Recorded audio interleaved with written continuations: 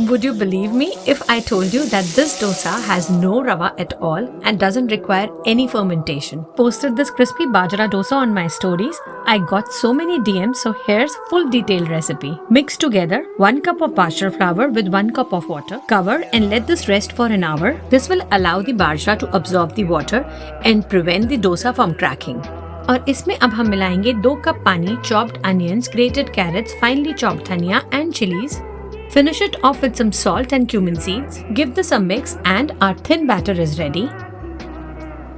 Heat your tawa until it's piping hot and sprinkle some water to check the temperature. Mix your batter well and pour it in a circular motion and आपको एकदम रवा डोसा जैसा जाली दिखेगा. Turn your gas to medium to low flame to ensure that the dosa becomes crispy. And now drizzle a teaspoon of oil or ghee. Be patient here as we will let our dosa become golden brown and crispy. Very gently we will scrape the sides and fold the dosa over, and this is ready to be served.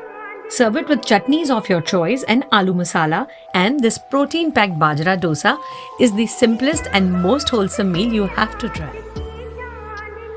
Head over to my blog for more detailed recipe and enjoy.